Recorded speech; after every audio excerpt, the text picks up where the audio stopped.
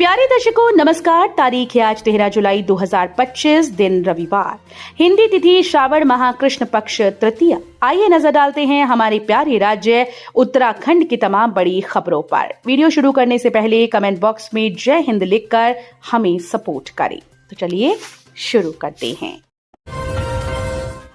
वकीलों की ड्रेस में सिर्फ वकील रहेंगे, दलाल, मुंशी और इंटर्न नहीं, दून बार एसोसिएशन की सख्त चेतावनी। देहरादून के जिला न्यायालय परिसर या चैम्बर ब्लॉक में सफेद शर्ट और काली पैंट या कोट सिर्फ अधिवक्ता ही पहन सकते हैं। यदि कोई दलाल, मुंशी या वकालत के छात्र इंटर्न वकील की ड्रेस में नजर आए तो उन पर कार्रवाई की जाएगी।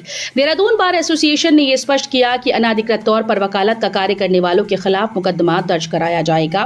बार एसोसिएशन ने लॉ इंटर्न के लिए ड्रेस कोड और पहचान पत्र संबंधी निर्देश जारी कर दिए। साथ ही सभी अधिवक्ताओं से निवेदन किया कि उनके यहाँ जो भी व्यक्ति मुंशी के रूप में कार्यरत है उसका परिचय पत्र बार एसोसिएशन देहरादून से बनवा लें।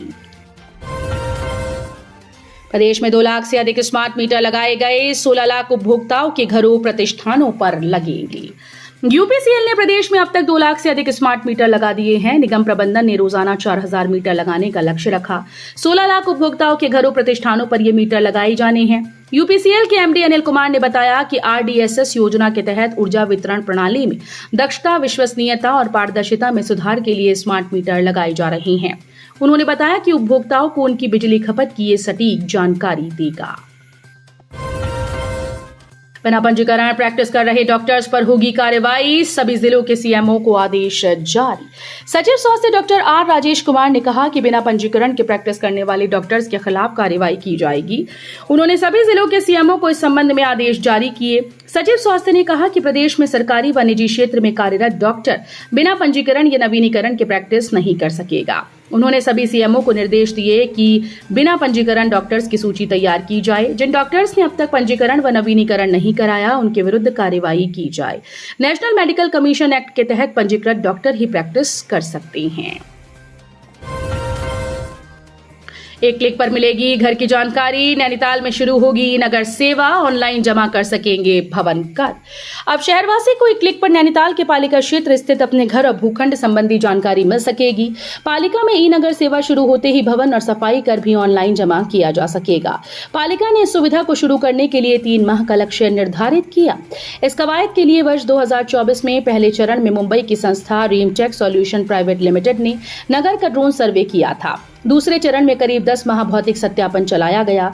तब नगर पालिका क्षेत्र का विस्तृत डेटा तैयार किया गया। इसमें भवनों की संख्या, लिंटर भवन, टिन भवन, किराएदारों की संख्या, आवासीय व व्यावसायिक प्रयोग, कुल क्षेत्रफल समेत अन्य जरूरी जानकारी एकत्र की गई।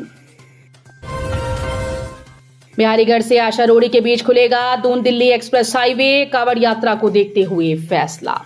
कांवड़ यात्रा में जुटने वाली भीड़ व ट्रैफिक के दबाव से निपटने के लिए बिहारीगढ़ से आशा रोड़ी तक बनकर तैयार एक्सप्रेस हाईवे को हल्के वाहनों के लिए खोला जा सकता है। मुख्यमंत्री पुष्कर सिंह धामी के निर्देश पर प्रमुख सचिव आर.के. सुधांशु ने भारतीय राष्ट्रीय राजमार्ग प्राधिकरण के अध्यक्ष संतोष कुमार यादव से एक्सप्रेस हाईवे को कांवड़ यात्रा की अवधि 12 जुलाई से 23 जुलाई तक हल्के वाहनों के लिए खोलने का अनुरोध किया।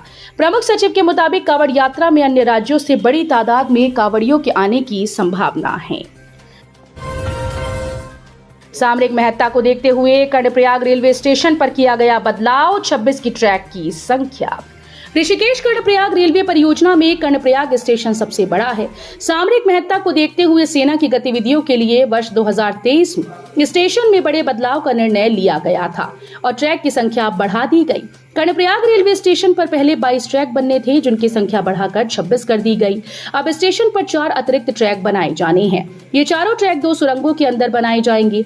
इसके लिए 2 सुरंगों का निर्माण भी किया जाएगा। सामान उतारने के लिए एक सड़क का निर्माण किया जाएगा जो दोनों सुरंगों से जुड़ेगी। इस अतिरिक्त कार्य के लिए 611 करोड़ रुपए के टेंडर भी जारी कर दिए गए हैं।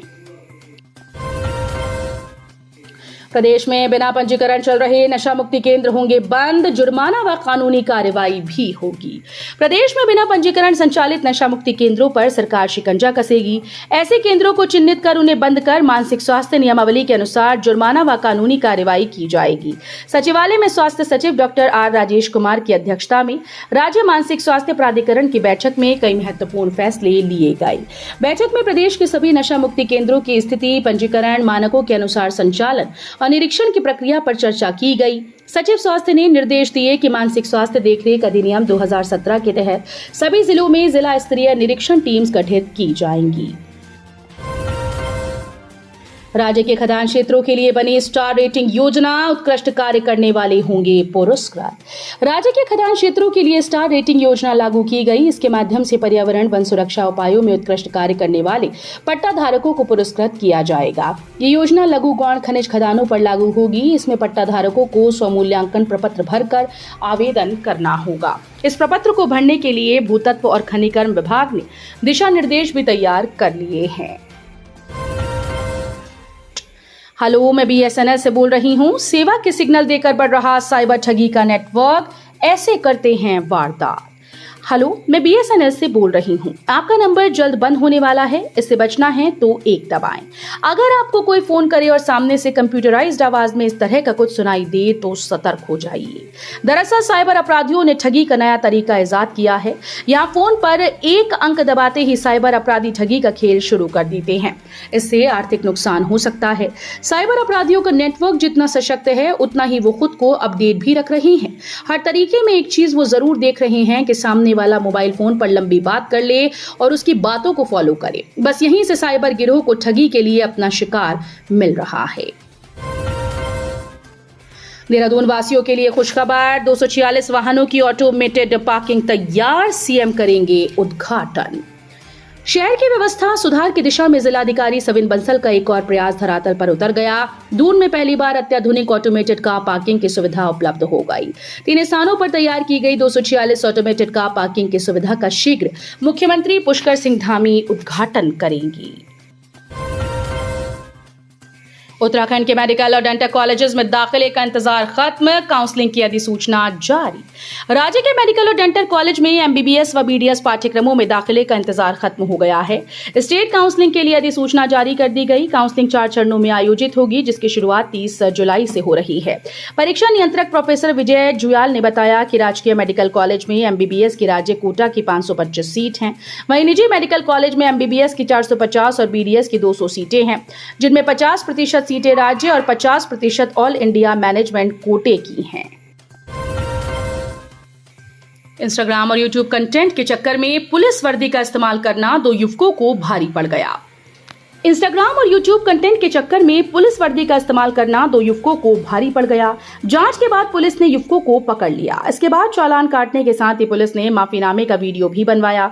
समाज में कोई और ऐसी हरकत ना करे, इसलिए माफीनामे के वीडियो को पुलिस ने आधिकारिक फेसबुक पेज पर अपलोड कर दिया। जाम में बुजुर्ग की मौत का मानवाधिकार आयोग ने लिया संज्ञान, कहा विकराल रूप ले चुकी ट्रैफिक की समस्या। मसूरी में एक 62 वर्ष के बुजुर्ग पर्यटक कमल किशोर की ट्रैफिक जाम के कारण मौत के मामले पर राज्य मानवाधिकार आयोग ने स्वतः संज्ञान लिया। आयोग ने इस घटना को मानवाधिकार उल्लंघन का गंभीर प्रकरण माना। इस संबंध में प्रमुख सचिव गृह और पुलिस महानिदेशक को 2 सितंबर तक आख्या पेश करने का आदेश दिया गया। ऋषिकेश बद्रीनाथ मार्ग पर भीषण हादसा, ट्रक की टक्कर से 2 बाइक सवारों की मौत। हेमकुंड साहिब से लौट रहे थे युवक। ऋषिकेश बद्रीनाथ राष्ट्रीय राजमार्ग पर बागवान और लक्ष्मोली के बीच शनिवार को एक हादसे में 2 सिख तीर्थयात्रियों की मौके पर मौत हो गई। टाटा 460 ट्रक ने रॉन्ग साइड से आते हुए विपरीत दिशा से आ रही स्प्लेंडर बाइक को टक्कर मार दी। हादसे में बाइक सवार 2 लोगों की मौत हुई। ट्रक राम किशोर पुत्र नंद किशोर चला रहा था। तो ये थी उत्तराखंड की बड़ी खबरें। हम मिलेंगे अगले बुलेटिन में, तब तक के लिए धन्यवाद।